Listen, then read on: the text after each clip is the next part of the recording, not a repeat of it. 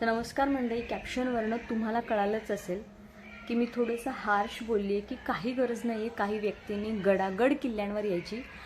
तर तुम्ही खरंच महाराजांना मानत असाल, महाराजांना खरंच जर तुम्ही ओळखलं असेल, महाराजांचा खरंच इतिहास तुम्हाला माहिती असेल आणि तेवढं तुम्ही त्या गोष्टीकडे गांभीर्याने बघत असाल तरच गड किल्ल्यांवर या. तेवढंच आपुलकी तुम्हाला महाराजांबद्दल असेल तरच तुम्ही गड किल्ल्यांवर या, नाही तर काही गरज नाही आहे. महाराजांनी सांगितलं नाही आहे की कंपल्सरी माझ्या गडावर आलंच पाहिजे. दिखावा करू नका गड किल्ल्यांवर जाऊन की आम्ही गड किल्ल्यांवर जातो वगैरे. नको आहे, गरज नाही आहे. तुम्ही तिथे जाऊन काय करताय, तुम्ही त्यांचे विचार किती आचरणात आणताय महाराजांचे, हे महत्त्वाचे आहे. कारण मला खूप अभिमान आहे आपल्या यंग पिढीचा, आपल्या जी तरुण आत्ताची पिढी आहे आणि इथून पुढची जी तरुण पिढी आहे. कारण मी काही मागे न्यूज पाहिलेल्या, काही व्हिडिओज पाहिले होते की आपली जी तरुण पिढी आहे, आय टीमध्ये जॉब करणारे असू देत, वेल एज्युकेटेड मुलं असू देत किंवा आपली नॉर्मल मुलं असू देत, ती गड किल्ल्यांवर जाऊन साफसफाई करतात. तिथं कचरा करत नाही, कचरा झालेला ते साफ करतात स्वतः जाऊन तिथे. खूप छान वाटलं तो व्हिडिओ बघून, खूप अभिमान वाटला की खूप चांगलं कार्य करत आहे. आणि असं वाटलं की आपल्या हातून पण असं कार्य झालं पाहिजे. खूप अभिमान वाटतो असे व्हिडिओ पाहिले की, म्हणजे आपली यंग जनरेशन जाऊन तिथे साफसफाई करते. आणि कधीतरी वाटतं यार आपल्याकडनं पण असं कार्य घडलं पाहिजे, आपल्याकडनं पण असं कार्य झालं पाहिजे.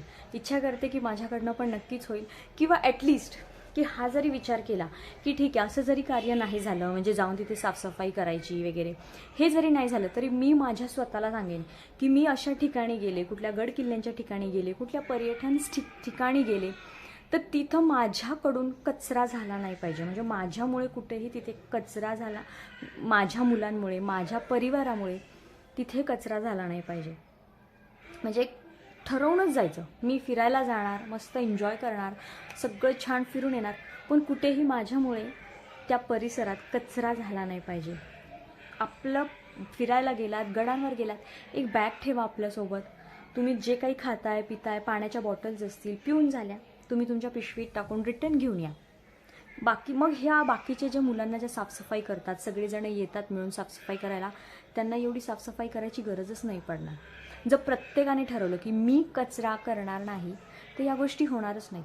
कचऱ्याची झाला वेगळा पार्ट. अजून एक खूप महत्त्वाचा पार्ट आहे ज्याच्यामुळं मला म्हणजे तिथे त्या दिवशी माझं डोकं फिरलं. मी प्रतापगडावर गेले, खूप खुश होते. मी माझ्या मुलाला दाखवत होते, बघ प्रतापगड, इथे अफजलखानाचा वध झाला होता, असं तसं सगळं त्याला सांगत होते. आणि महाराजांच्या मूर्तीपाशी नेत होते त्याला मी. तर त्याला घेऊन जात असताना तिथून एक मुलांचा ग्रुप आला, यंग होती, सगळी यंग होती पोरं.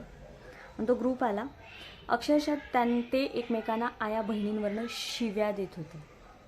इकडे महाराजांची मूर्ती, इकडे हे चपला घालून रिटर्न येत होते आणि आई बहिणींवरनं एकमेकांना शिव्या देऊन ते बोलत होते. तर कशाला येता तुम्ही? गरज नाही आहे. कोणाला दाखवायला येत आहे, शायनिंग मारायला येत आहे? नका येऊ. हे ज्यांच्यासाठी आहे हा मेसेज मी त्यांनाच देते, जे या गोष्टी करतात गडकिल्ल्यांवर जाऊन किंवा एखाद्या धार्मिक स्थळी जाऊन. मला माहिती आहे काही जनरेशन आपली खूप छान आहे, खूप अभिमान वाटतो की ती महाराजांना खूप मानतात, खूप त्यांचे विचार जपतात, त्यांचा आदर करतात. नुसतं तिथं गडकिल्ल्यांवर जाऊन फायदा नाही आहे. महाराजांचे विचार 1% जरी आचरणात आणले ना तरी खूप मोठी गोष्ट आहे. तर ती लिटरली तिथे जाऊन शिव्या देत होते. तर मी मागे पाहिलं त्या मुलाकडं, तो शिव्या जो देत होता त्याने पण माझ्याकडं पाहिलं. मला वाटलं त्याला थोडीशी लाज वाटेल की आपल्याकडे एक स्त्री बघती आपण शिवी दिल्यावर, पण त्याला त्याच्या तोंडावर एवढीसुद्धा लाज नव्हती. त्याने पुन्हा शिव्या दिल्या. मुद्दाम केलं नाही केलं मला माहिती नाही, पण मी बघितलं, मी खूप विचित्र तोंड करून बघितलं त्यासाठी की त्याला जाणवावं की यार आपण शिवी दिली तर कुठंतरी नाही का ह्यांना कसं तरी वाटलं. पण त्याच्या तोंडावर कुठल्याही प्रकारची लाज नव्हती, गिल्ट नव्हतं, आणि तो शिव्या देत होता ती एकमेकांना आणि अशी मिश्किलसारखी हसत होती ती. तर नका करू ना, नका येऊ गडावर. तुम्ही महाराजांच्या समोर येत आहे, काय ते आज महाराजांना वाटत असेल की हे माझ्या गडकिल्ल्यांवर आलेत आणि अशा घाणेरड्या प्रकारच्या आया बहिणींवरनं शिव्या देतात. तर तुम्हाला माहिती आहे महाराज स्त्रीचा किती आदर करत होते. प्रत्येक स्त्रीला ते आई समान मानत होते. किती त्यांनी स्त्रियांचा आदर केला आहे. म्हणजे त्या परकीयांच्या असू देत, दुश्मनांच्या स्त्रिया असू देत, त्यांना पण महाराजांनी आदरच दिला आहे, दुश्मनांच्या स्त्रियांना पण. आणि तुम्ही काय करताय? तुम्ही डायरेक्ट आया बहिणींवरनं, तुमच्याच आया बहिणींवरनं शिव्या देताय. खूप चुकीची आहेत ह्या गोष्टी. पण कसं आहे, अशा ठिकाणी बोलून गोंधळ घालून आपण आपली मला काही मी झालं असतं शक्य तर मी बोलली पण असते, पण मला ते नव्हतं करायचं. मला आवडत नाही दुसऱ्याला जास्त असं तिथल्या तिथे बोलायला, शहाणपणा शिकवायला, कारण समोरच्या व्यक्तीची काय मानसिक वृत्ती आहे ना हे आपल्याला माहिती नसतं. नाही तर आपण काहीतरी बोलून आपल्यावर आपण काहीतरी म्हणतात ना, ते चिखलात दगड मारला तर तो चिखल आपल्या अंगावर उडतो.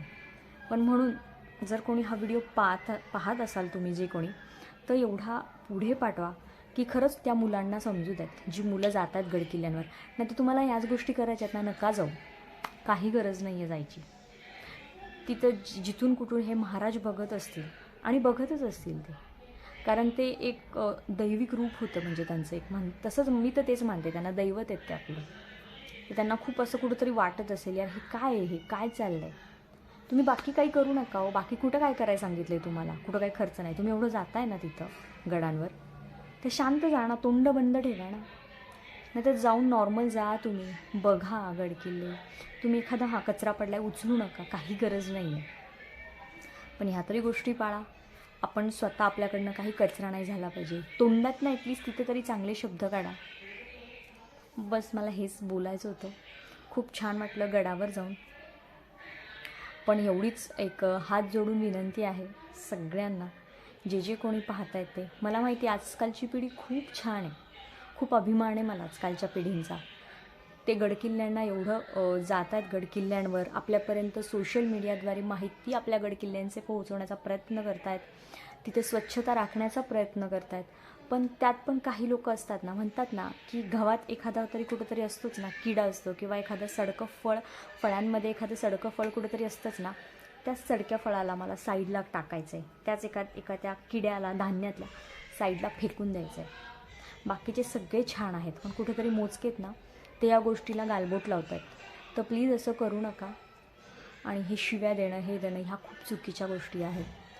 तर ह्या करू नका. गडकिल्ल्यांवर जाऊन तुम्ही दुसऱ्या मुलींसमोर, दुसऱ्या स्त्रियांसमोर, आया बहिणींवरनं शिव्या देताय, तर खूप चुकीचं आहे. दुसऱ्या स्त्रियांसमोर आम्ही तर शून्य आहे हो, पण तुम्ही महाराजांच्या मूर्ती, तिथं महाराजांची मूर्ती आहे त्याच्या समोर आहात तुम्ही, तिथून तुम्ही दर्शन घेऊन येताय आणि शिव्या द्यायला चालू. वा, धन्य आहेत ती मुलं. कुठून आली होती माहिती नाही, कुठली होती माहिती नाही मला, पण ते करत होते ते खूप चुकीचं होतं. तर हात जोडून विनंती आहे, गडकिल्ल्यांवर जाऊन या गोष्टी करू नका. गडकिल्ल्यांवर जाऊनच नाही, एरवी पण तुम्ही करू नका. तुम्ही एरवी या गोष्टी करता, बोलता म्हणून त्या तुमच्या तोंडात एवढ्या राहिलेल्या असतात ना, की तुम्ही तोंड उघडलं की ती घाण बाहेर निघते, म्हणजे ती शिवी बाहेर निघते. त्यामुळे नका करू या गोष्टी. जी आता येणार आहे ना पुढची पिढी, लहान लहान, त्यांच्यावर या गोष्टींचा परिणाम होईल. त्यामुळं तीच मला एक विनंती होती, तेच मला बोलायचं होतं. नाहीतर मी एवढे ब्लॉग केलेत, पण एवढी हार्श मी कधी लँग्वेज वापरली नाही, एवढी हार्श भाषा कधी वापरली नाही आहे. तर चला, काही चुकलं असल्यास माफ करा. तर चला, भेटूया पुढच्या अशाच एका छानशा व्हिडिओमध्ये. तोपर्यंत लाईक, शेअर, सबस्क्राईब करायला विसरू नका. थँक्यू. जय शिवराय.